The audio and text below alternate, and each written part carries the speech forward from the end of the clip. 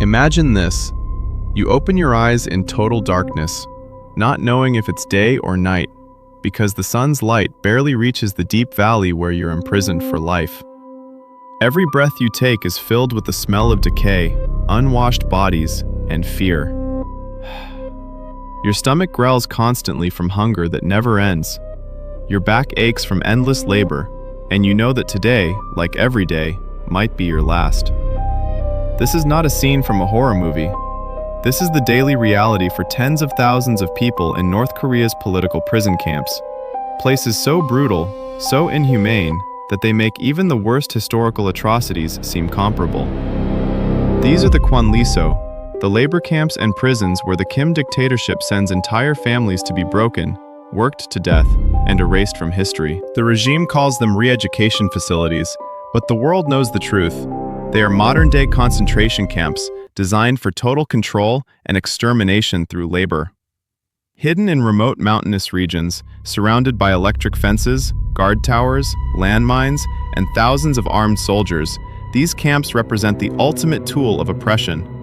Families are punished for generations because of one person's alleged disloyalty. Children are born there and die there without ever knowing what freedom feels like. Public executions, starvation, torture, and despair are the norm. Hello everyone, and welcome to this powerful episode on the channel.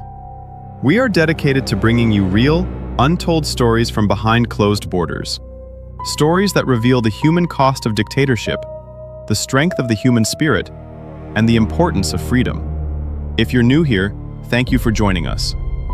Today, we are going deep inside North Korea's scariest prisons and labor camps to answer the question that haunts many.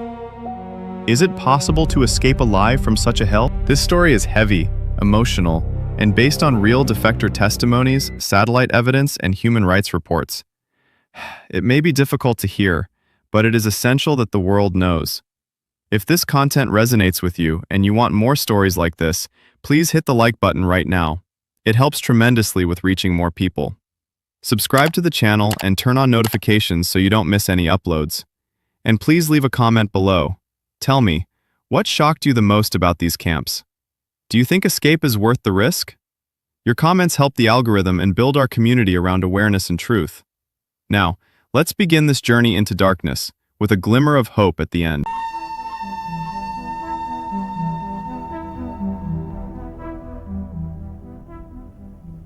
North Korea's prison system is one of the most secretive and cruel in the world. While ordinary citizens might end up in regular jails for minor offenses, the political prisoners, those accused of anti-state activities, are sent to the vast Kwanliso network. These camps are not small buildings. Some cover areas larger than cities, with thousands of prisoners inside. The system operates on the 3 generations of punishment policy. If you are deemed disloyal, your parents, your children, and even grandchildren can be imprisoned too. No lawyer, no fair trial, just a one-way ticket to hell. There are 2 main types of zones inside these camps. The revolutionary zones offer a tiny chance of eventual release after years of hard labor and brainwashing. But the total control zones are for life. Once you enter, you are considered dead to the outside world. No visitors, no letters, no hope of parole. The regime denies these camps exist, but overwhelming evidence from defectors, UN investigations, Amnesty International, Human Rights Watch, and high-resolution satellite images proves otherwise. Let's start with Camp 14, located in Kichon, South Pyongan Province. This camp is infamous as one of the worst. It holds around 15,000 prisoners, or more. The facility is divided into sections for mining, farming, and manufacturing. Prisoners work 12 to 16 hours a day, 7 days a week. In the coal mines, they descend into narrow, unstable tunnels with little light and poor air. Coal dust clogs their lungs, leading to chronic respiratory diseases. Many die from collapses or exhaustion. The daily food ration is pitiful, roughly 300 to 400 grams of corn, or a thin soup made from whatever is available. People fight over scraps, eat rats, insects, or even the leather from their shoes when desperate. Public executions happen frequently. Guards force all prisoners to watch as someone caught stealing food or trying to escape is shot or beaten to death. The body is left on display as a warning. Torture is systematic. electric shocks applied to sensitive areas, the airplane position, where arms are tied and the prisoner is hung, beatings with clubs or whips, and solitary confinement in tiny dark cells where you can't stand or sit properly. Women suffer sexual violence at the hands of guards.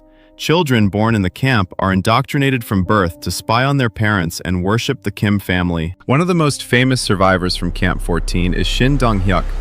Born inside the camp, he knew nothing of the outside world until adulthood. He witnessed the execution of his own mother and brother. His escape involved crawling through an electrified fence using the body of a fellow prisoner who was killed by the current. His story, told in books and interviews, is heart-wrenching and reveals the depth of depravity. Camp 16 in Hwasong is even larger, possibly the biggest, with estimates of over 20,000 prisoners.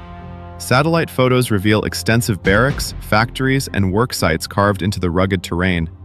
Former guards who defected have described mass graves where bodies are dumped, forced abortions to, quote, purify bloodlines, and horrific conditions in winter when temperatures plunge far below zero. Prisoners log forests, mine minerals, and farm under armed supervision. Lack of clothing leads to frostbite and death. Disease is everywhere: tuberculosis, typhoid, dysentery. Medical, quote, treatment is almost non-existent. The sick are left to die. Rumors inside the camps are chilling. There are stories of underground torture chambers where prisoners are subjected to experiments or extreme psychological torment. Loudspeakers blast propaganda day and night, praising the supreme leader while prisoners starve. Any sign of weakness or complaint leads to punishment, not just for the individual, but for their work unit. Camp 15, Yodok, is another notorious one. Many families are held here. Kang Chol-hwan, who spent 10 years there as a child, described in his memoir how children were separated early and forced into labor while learning regime ideology. The conditions break families apart. Parents are forced to denounce their children or vice versa to survive. Other camps like Camp 22 in Haeryong and Camp 25 near Cheongjin have similarly appalling reputations. High mortality rates from starvation, overwork, and violence. Estimates suggest that between 80,000 and 120,000 people are imprisoned in these facilities at any given time, with hundreds of thousands having died over the decades since the 1950s. The psychological torture is constant. Prisoners must participate in self-criticism sessions where they confess wrongs and accuse others. Trust is impossible because informing on fellow inmates can mean extra food rations. The air smells of death, waste, and despair. Every day is a struggle just to survive until the next. The regime uses these camps not only for punishment, but also for free labor that produces goods for the military and elite: coal, clothing, weapons components. It's modern slavery on a massive scale. Defectors' testimonies paint a consistent picture. The fear these camps create keeps the entire North Korean population submissive. People live in constant terror of saying the wrong word or having the wrong relative. The camps are a cornerstone of the totalitarian system, ensuring absolute loyalty through terror. International organizations have documented these as crimes against humanity.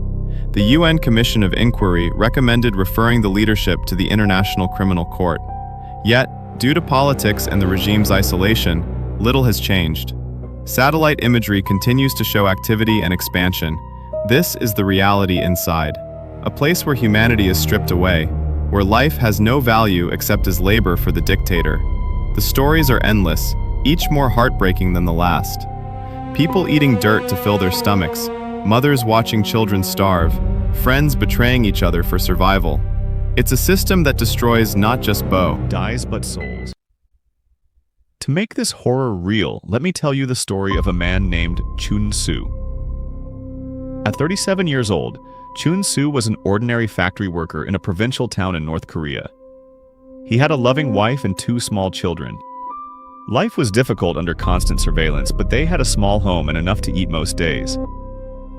His crime was distant. A relative years earlier had made a private comment critical of the government. The secret police operate on guilt by association, so one night, without warning, agents stormed their home. Pause. The family was rounded up, given no time to say goodbye to neighbors or pack belongings. They were loaded onto trucks and driven for days into the mountains. Upon arrival at Camp 14, a total control zone, they were separated immediately. Chun Su never saw his wife or children again. He was assigned a prisoner number, shaved, given rags, and thrown into the brutal routine. The first months were pure shock. The coal mine work was backbreaking, 12 to 14 hours a day hauling heavy loads in dusty, dangerous tunnels. His hands blistered and bled. The food ration was so small he felt constant hunger pains. He watched strong men waste away, collapsing during work and being left where they fell. Public beatings and executions were weekly events. One friend was executed for hiding a few grains of rice. The screams echoed in his mind. Winters were deadly. No proper heating, thin clothing, temperatures far below freezing. Many died from cold or disease. Chun Su contracted a severe respiratory infection but had no medicine. He survived by sheer will. In punishment cells, he endured days in contorted positions, beaten for minor infractions like sharing food with a dying cellmate. Scars from whips and rods cover his back and legs. Despite the darkness, small moments of humanity persisted in whispers. An older prisoner shared stories of the outside world. A new arrival brought forbidden knowledge about South Korea's prosperity. This planted the seed of escape in Chun Su's heart. Over several years, he observed everything: guard shifts, fence weaknesses, weather patterns. He formed a secret alliance with two other desperate men. They planned for months, saving tiny portions of food, fashioning tools from scrap, memorizing routes. The night came in late 2018 during a fierce storm. Rain poured, wind howled, visibility low. They crept toward the electrified perimeter. The first companion touched the wires and died instantly, body convulsing in agony. Using that distraction, Chun Su climbed over the lifeless body, suffering deep electrical burns on his legs and hands. The pain was unbearable, but adrenaline pushed him forward. The third man was spotted and gunned down, bullets ripping through the night. Chun Su ran into the dense forest, bleeding, limping, heart racing with terror. For days and weeks he hid, traveling only at night. He ate snow, wild plants, small animals he could catch. He avoided roads and villages where informers might report him. His burns became infected, fever raged, but he pressed on toward the border with China. Border security is heavy, with patrols, dogs, and mines. He waited for the right moment, crossed a river at night, nearly drowning. In China, new dangers awaited. Chinese authorities repatriate defectors, sending them back to certain torture or death. Chun Su hid in safe houses, worked illegally, relied on underground networks of sympathizers, often Christian groups helping defectors. There were close calls, police raids, betrayals by smugglers. He was passed from contact to contact, traveling south through dangerous routes. Eventually, after months of fear and hardship, he reached Southeast Asia and was resettled in South Korea. There, he received medical care for his injuries, malnutrition, parasites, and psychological trauma. He learned about the world he had been denied, but the guilt of leaving his family behind torments him daily. He has nightmares, flashbacks to the camp, the executions, the starvation. Chun Su's story is real in spirit, drawn from many similar defector accounts.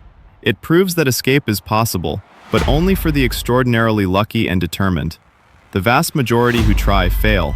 They are shot at the fence, die in the mountains from exposure and hunger, or are caught and subjected to even worse punishment, public torture as an example to others.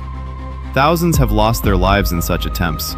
The risk is extreme, the success rate tiny. Yet, for some, the hope of freedom outweighs the certainty of death in the camps. The scariest prisons and labor camps in North Korea are a damning condemnation of the Kim family dictatorship. A regime that treats its citizens as disposable slaves, punishes bloodlines, and maintains power through terror and starvation has no legitimacy in the 21st century.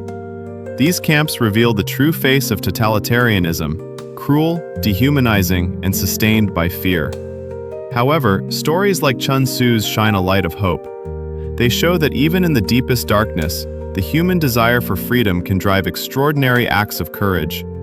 We must continue to listen to defectors, support human rights efforts, spread awareness, and pressure governments to act. The world cannot turn a blind eye to such suffering. Thank you for staying with me through this long, difficult, but important story.